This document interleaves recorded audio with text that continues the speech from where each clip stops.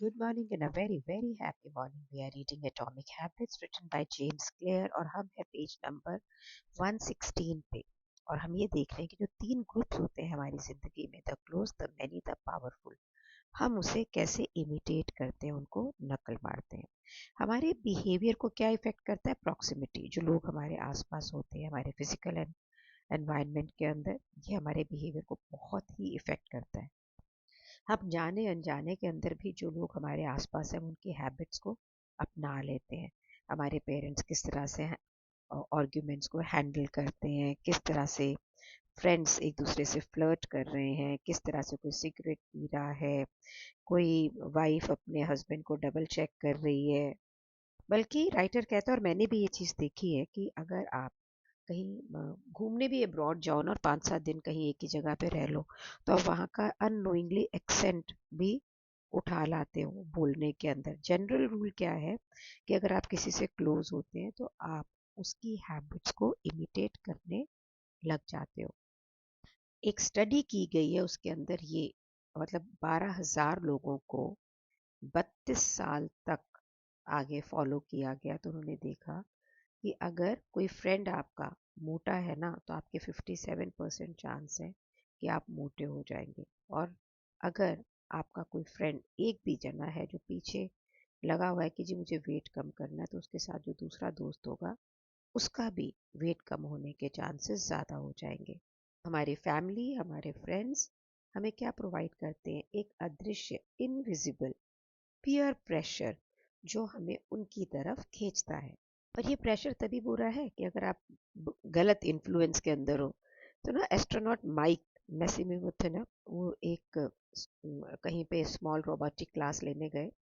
10 लोगों की क्लास थी, उसमें से 4 जने उनको देख के एस्ट्रोनॉट बन गए। आप सोचिए कितना प्रभावशाली है ये भी एक स्टडी में प्रूव किया गया कि अगर आपके बेस्ट फ्रेंड का आईक्यू 11-12 साल में बहुत ही हाई है ना आपके आईक्यू से, तो आपका आईक्यू जब आप 1500 साल के होंगे तो हायर हो जाएगा। क्योंकि हम अपने जो लोग अराउंड होते हैं उनकी क्वालिटीज़ को, उनकी प्रैक्टिसेस को अपना लेते हैं। एक छोटी सी बात बताऊं, क्योंकि हमारे यहाँ रोज़ शाम को पराठे बनते हैं ना, मेरा दिल करने लग गया पराठे खाने को। मुझे लगता है इसीलिए हो गया ये। तो एक बहुत ही इफ़ेक्टिव चीज़ आप कर सकते हो अपने लिए हैबिट्स को बेटर बिल्टअप करने के लिए। जैसा बिहेवियर आप डिज़ायर करते हैं ना, उस वैसे एटमॉस्फेयर के अंदर आप चले जाएं। तो अगर आप फिट लोगों के अंदर होंगे तो वर्किंग आउट एक कॉमन हैबिट है, तो आप वर्कआउट करने लग जाओगे। म्यूज़िक लवर्स के बीच में होंगे तो आप ये देखोगे कि आप म्यूज़िक पसंद करने लग जाओगे। आपके आसपास जो भी कल्चर होता है ना, वो सेट करता है कि नॉर्मल क्या है। तो आप अपने आप को उन लोगों के साथ में सराउंड करें जैसी आदतें आप चाहते हैं। अपनी हैबिट को अट्रैक्टिव बनाने के लिए आप क्या करोगे, क्या स्ट्रेटजीज लोगे? नंबर 1, कि आपका डिज़ायर्ड बिहेवियर जो है, जो नॉर्मल बिहेवियर हो उस ग्रुप के अंदर, उसे ज्वाइन करना है और वहाँ पे कुछ ना कुछ ऐसा कॉमन हो जो आपके साथ में हो। तो एक न्यूयॉर्क में एक एंटरप्रेन्योर है, स्टीव कॉम। वो एक कंपनी रन करते हैं, नर्ड फिटनेस, जहाँ पे जो लोग video game lovers, movie fanatics, जो भी शेप में आना चाहते हैं और थोड़े डिफरेंट होते हैं एक नॉर्मल व्यक्ति से, जो आउट ऑफ प्लेस फील करते हैं अदरवाइज, उनको वो इस जिम के अंदर लेके आते हैं और उन्हें हेल्दी बनाना सिखाते हैं। पर आप एक ऐसे ग्रुप में होते हो ना कि जहाँ पे लोग जो आपको पसंद है वही करते हैं। For an example, watching a movie like a star war, page number 118 से चेंज आपके लिए बहुत अपीलिंग हो जाता है, क्योंकि आपके आसपास के लोग भी वैसा ही कुछ कर रहे होते हैं। तो अगर आपको सस्टेन्ड मोटिवेशन चाहिए कि आप हमेशा बिल्कुल प्रभावित रहे आगे चलने के लिए, तो आपको एक ट्राइब का हिस्सा बनना है। ये आपके किसी भी पर्सनल क्वेस्ट को ना एक ग्रुप क्वेस्ट बना देगी, शेयर्ड क्वेस्ट बना देगी। पहले अगर आपकी ना एक आइडेंटिटी, पहचान सिंगर है कि आप रीडर हो, अब या म्यूजिशियन है, या एथलीट हो, आपने कोई बुक क्लब ज्वाइन कर ली, कोई बैंड ज्वाइन कर लिया, कोई साइकिलिंग ग्रुप ज्वाइन कर लिया, तो आपके पास में वही लोग होंगे जो आपकी आइडेंटिटी के जैसे होंगे। सो ग्रोथ आपके लिए सिर्फ इंडिविजुअल नहीं रहेगी परस्यूट, है ना? ये बाकी लोग भी आपकी पर्सनल आइडेंटिटी को री करेंगे। जो भी हैबिट्स आप अपनी चेंज करना चाहेंगे ना वो मेंटेन भी होगी। तो ये फ्रेंडशिप है, कम्युनिटी है, और आपकी जो ये नई आइडेंटिटी क्रिएट हो रही है ना, ये कम्युनिटी आपको हेल्प करती है in a long run. That is how close people जो हमारे होते हैं हम उन्हें इमिटेट करके हैबिट डेवलप करते हैं और मेंटेन कर सकते हैं। सेकंड है इमिटेटिंग द मैनी। सो इसको बताने के लिए कि किस तरह से हम लोगों की नकल करते हैं अगर वो बहुत सारे हो, साइकोलॉजिस्ट सोलोमन आश ने 1950 में एक एक्सपेरिमेंट किया। लोग एक दूसरे को बिल्कुल भी नहीं जानते थे और कुछ लोग वहाँ पर ऐसे थे जो साइकोलॉजिस्ट ने खुद डाले हुए थे गलत आंसर्स के साथ में। ग्रुप को दो दो कार्ड दिखाए गए जिसमें किस प्रकार की लाइनें थी कुछ सीधी खिंची हुई, और उनसे बोला गया कि पहले कार्ड की लाइन दूसरे कार्ड की लाइन से कौन सी बिल्कुल मैच करती है वो आप बताइए। पहले ट्रायल थोड़े इजी थे, सबने करेक्ट लाइन बताई। कुछ राउंड के बाद में जो फेक बंदे थे ना गेस्ट, वो भी उसके अंदर थे, डाल दिए गए और वो इनकरेक्ट आंसर देने चालू कर दिए उन्होंने। क्योंकि बहुत सारे लोगों ने गलत दूसरे आंसर दिए जो कि राइट आंसर से फर्क थे ना, तो भी लोगों ने उनका साथ दे दिया। लोग अपने सही आंसर्स को डाउट करने लग गए, नर्वसली लाफ करने लगे कि पता नहीं उनका आंसर ठीक है कि नहीं है। वो चेक कर रहे थे कि लोग क्या बोल रहे हैं। वो अपने खुद के आंसर्स को डाउट करने लग गए। और बहुतों ने तो वो आंसर दिया जो दिल में उनको लग रहा था कि गलत है, पर क्योंकि बहुत से लोग वही आंसर दे रहे थे तो उन्होंने वही आंसर दिया। ये एक्सपेरिमेंट बहुत जगह और बहुत बार एग्जीक्यूट किया गया। उसका रिजल्ट क्या था? अगर एक व्यक्ति एक्सपेरिमेंट में था और दूसरे के किसी भी डिसीजन से उसको प्रभाव नहीं पड़ रहा था, अगर डिसीजन की रेशो 2:1 थी कि एक ने कुछ बोला दो ने कुछ बोला, तो उसका इम्पैक्ट था। लेकिन जैसे जैसे नंबर्स बढ़ते चले गए, खास करके जब 8-9 के करीब में आए, तो एक दूसरे के आंसर से इन्फ्लुएंस था और लोगों ने वो आंसर देने चालू कर दिए जो ज़्यादा थे, जो चाहे वो गलत ही हो। हम ना स्वभाव से कॉन्स्टेंटली अपने एनवायरनमेंट को ना स्कैन कर रहे होते हैं। What is everybody doing. हम रिव्यू चेक करते हैं अमेजोन पे, ट्रिप एडवाइज़र पे, येल्प पे, बेस्ट बाइंग डिसीजंस देखते हैं, ट्रैवल हैबिट्स देखते हैं, और हमें लगता है यही एक स्मार्ट स्ट्रैटेजी है। तो जो लोग इकट्ठे जो ट्राइब बन के आते हैं उनका बिहेवियर एक इंडिविजुअल बिहेवियर को ओवर पावर करता है। एक स्टडी के अंदर एक चिंपैंजी को बहुत ही इफेक्टिव तरीके से कुछ नट्स को क्रैक करना सिखाया गया और फिर उसको एक न्यू ग्रुप में डाल दिया गया जहाँ पे उनको वो इतनी इफेक्टिव स्ट्रैटेजी नहीं आती थी। तो वो जो चिंपैंजी था ना जिसने सुपीरियर टाइप की नट क्रैकिंग सीखी थी, उसने छोड़ के वो जैसे दूसरे इनइफेक्टिव तरीका था उसी में जुट गया। ऐसे इंसान भी हम जो है ना वो बिल्कुल सिमिलर है। हमारे अंदर प्रेशर होता है कि हम जो भी ग्रुप के नॉर्म्स हैं उससे कंप्लाई करें, वो ग्रुप हमें एक्सेप्ट करे, ये हमारा रिवॉर्ड है। तो जनरली ग्रुप के साथ अगर हम गलत हैं तो भी ठीक है, अपने आप में राइट हो वो भी गलत हो सकता है अगर हम क्राउड में तो चुप रहेंगे।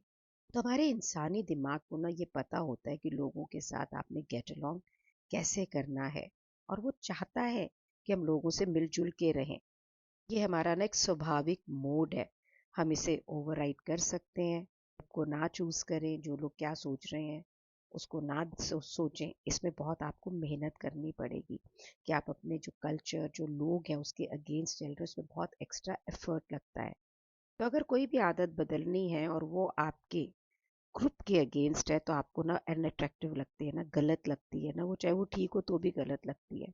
अगर घर के अंदर पुराने विचार उनमें से एक बंदा ऐसा आ जाता है जो नए विचार है, ये भी एक ग्रुप के अगेंस्ट है। When I started working nobody was working in my home, believe me it was a job to go against everyone. It is, अभी ये मैं पढ़ रही तो मुझे बिल्कुल I can relate to that. So mean जहाँ हमें ठीक लगता है ग्रुप सारा कर रहे हैं, हमें ये जानते हुए कि भी फजूल है तो भी हम वो करने लग जाते हैं, है ना।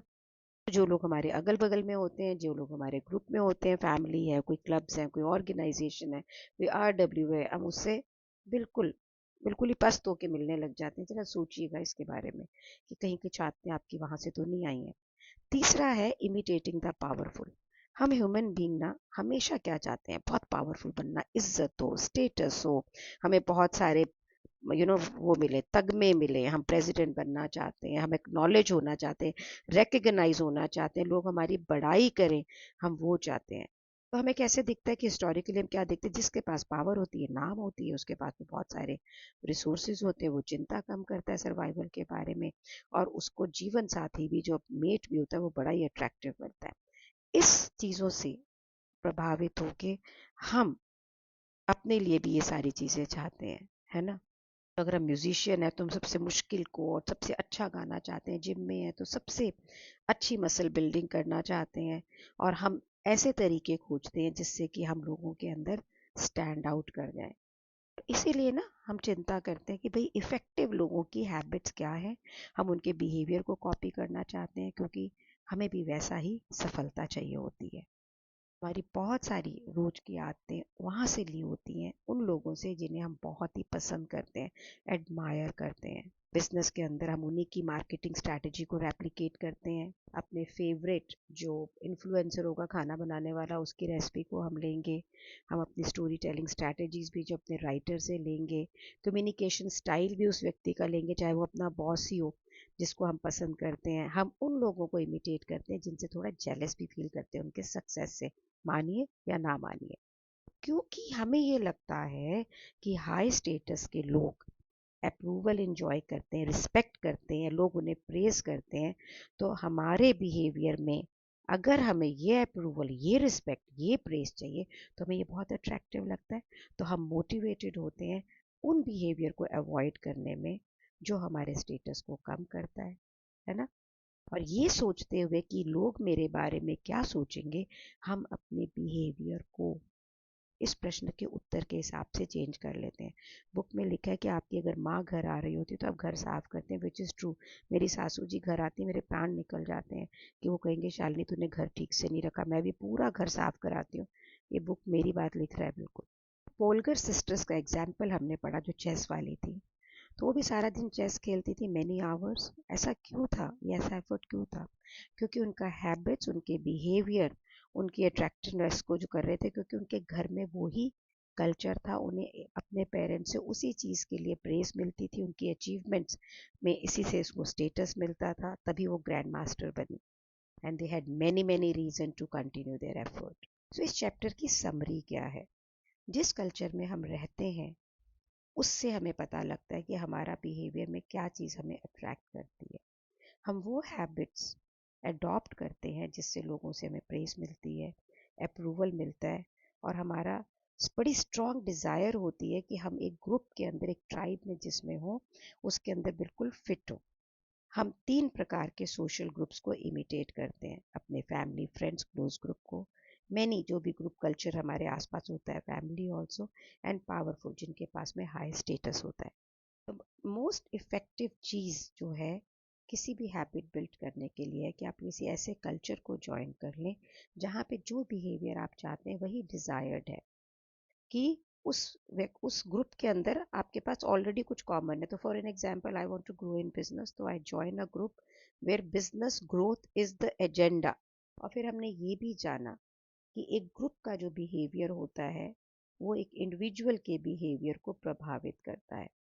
सो लाइन जो लिखी है पेज नंबर 123 पे, वो पता है क्या है? We rather be wrong, it is good कि हम गलत ही हो जाएं विद द क्राउड, जब लोग हमारे साथ होते, rather be right by our self, कि हम ठीक होके अकेले खड़े हो जाए। तो अगर आपका बिहेवियर अप्रूवल पाता है, रिस्पेक्ट पाता है, प्रेज पाता है, तो हमें वो अट्रैक्टिव लगता है इसी के कारण। सो व्हाट डू यू से? मैं तो इससे बहुत सारी चीज़ों से रिलेट कर पा रही हूँ।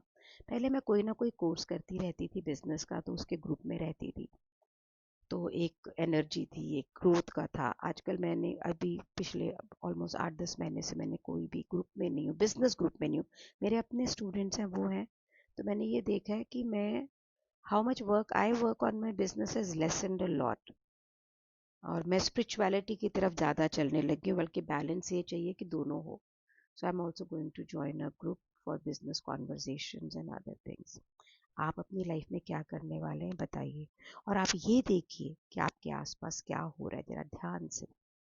आपके एक बदलाव से बहुत बदलाव आएगा, और अगर आप अपने साथ लोगों को मिला लेंगे इसको सेड में हैबिट बदलने के, तो सोचिए क्या गेम बनेगी। Do like and share these videos with everyone, and let's create a collective change. Thank you so much for being in my life. Thank you so much.